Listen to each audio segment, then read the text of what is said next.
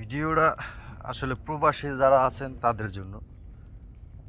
কারণ প্রবাস থেকে আমরা যে অনেক পোস্ট করতে আছি, অনেকেই অনেক ধরনের পোস্ট করতে আছি, তার ভিতরে একটা পোস্ট খুব বেশি দেখতে আছি। ফেসবুক ঠেলা দিলেই খেলে ওই পোস্টটা দেখি, সেটা হইলো আপনার রেভিডেন্স শাটডাউন।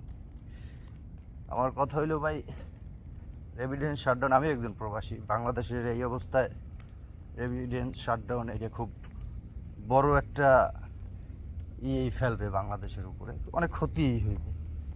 রেভিডেন্সটাই ভরসা একটা, সেটা সবাই জানে।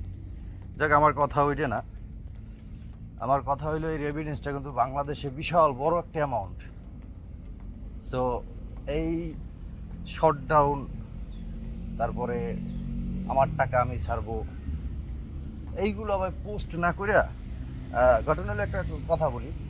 আপনার চোরে যদি আপনি বলেন যে ভাই আমি কিন্তু আইতেছি, তাহলে কিন্তু চোর ওইখানে থাকবে না, তাইলে চোর কিন্তু অন্য জায়গায় দেওয়ার অন্য সিস্টেম করবে, অন্য ফন্দি করবে। সো সরকার পক্ষ দিয়ে কিন্তু বলতে আছে যে আপনার দেশে আসা বন্ধ করে দেবে। যাক, এটা কারো বাপের ক্ষমতা নাই যে দেশে যাওয়া বন্ধ করে দেবে, কারণ আমার দেশ আমি যাবো যেরকম হোক। আর আমরা বাঙালি একবার যদি খেপি, তাহলে খুব ভালো করে জানেন যে কি হইবে না হইবে দেশের ভিতরে। সো রেভিডেন্স আমরা কত কি পাড়ামু না পাড়ামু সেটা আমাকে ব্যক্তিগত ব্যাপার, কেউ জানান শুনান দেওয়ার কিছু নাই। সো এই জন্য বাংলাদেশি প্রবাসী ভাইদের সবাইরে বলতে আছি যে ভাই, আপনার রেভিডেন্স পাঠান বা না পাঠান ওইটা কোনো ব্যাপার না, তবে চুপ থাকেন, এই বিষয়টা নিয়ে কথা বললেন না। আপনার টাকা আপনি যেরকম ইচ্ছা ওই রকম পাঠান, সমস্যা না, কিন্তু ফেসবুকে পোস্ট দিয়েন না। কারণ যেহেতু তারা সরকার পক্ষের লোক, ক্ষতি আপনার একটু হইলেও করতে পারবে। আর আমরা প্রবাসীরা কিন্তু চাই না কোনো ঝামেলায় পড়ি।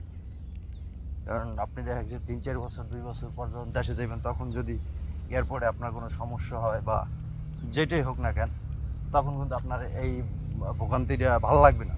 তো এই জন্য বলছি যে আপনার পোস্ট দেওয়ার দরকার নাই। রেভিডেন্স কি পাঠাইবেন না, ওইটা আপনার ভিতরে রেখে দেন। এটা একটা যোদ্ধা ভাই, চুপ করে থাকাও একটা যোদ্ধা। চুপ করে কাজে পরিচয় দিয়ে দেবেন, কাজ করে পরিচয় দিয়ে দেবেন, বলার দরকার নেই। আর ফেসবুকে বললে আপনি কারে শুনাইবেন?